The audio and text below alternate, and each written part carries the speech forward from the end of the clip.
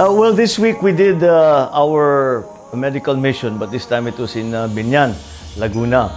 And it was, as usual, something that was good to do. The doctors and the health caregivers were able to see close to 400 or 500 people.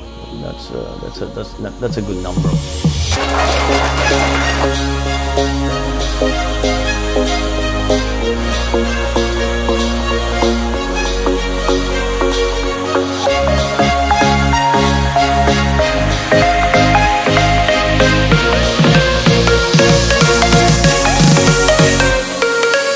And I took the advantage of also, yung unang nanalo nung hoodie. Di ba, ginawa natin ng kasi ang daming humihingi. Hinihingi ko saan pwede makabili, saan pwede makakuha.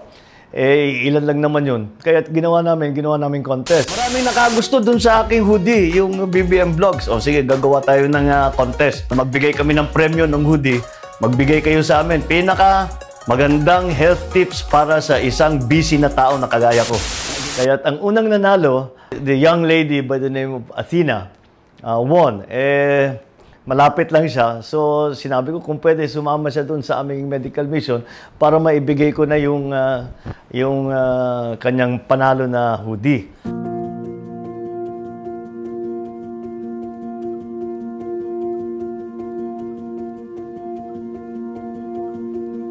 And so she was able to do it kahit naku, medyo malayo. The poor girl was nahilo yata sa traffic kasi 2 oras para makapunta dun sa amin. But in the end, I was able to meet her and she's a remarkable young lady.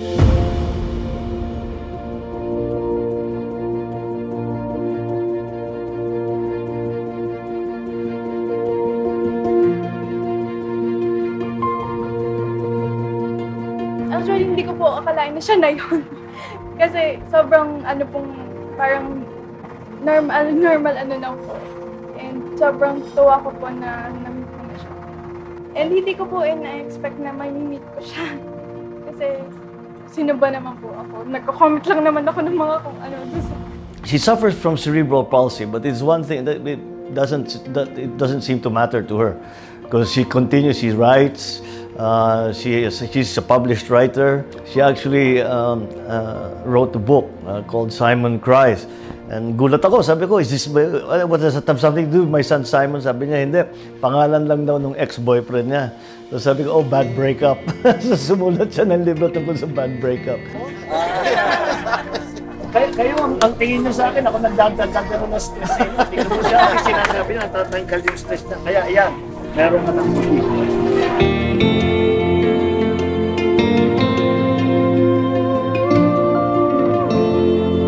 But I really want to do more of this. I really wish we could find a way to meet more of you face to face. Kaya pag-isipan natin, please send me comments. How do we do this? I want to see all of you. I want to talk to you people. I want to have a meal and some coffee. Para paano natin gagawin ito? So let's come up with something. I think my experience having Athena around us for a while, and you know, listening to her comments and her perceptions.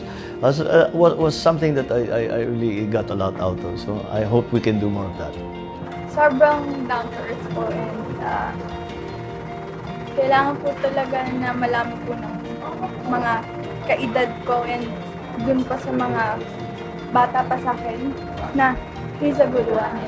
Kasi po most of the teenagers now parang pag sinabi Marcos, ano na yan, something like nakakatakot and all, pero hindi po.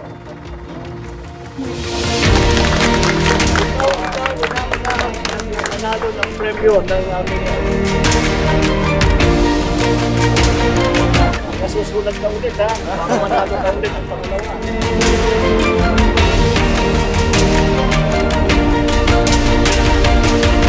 Na-feel ko po na talagang sincere po kayo and talagang tanggap niyo ako. And sobrang saya ko po na nakita ko kayo. Thank you po ulit. Sana po makita ko kayo ulit. Hi guys, once again, thanks for watching our dad's vlogs. If you want to see more, remember to share, Like, and subscribe.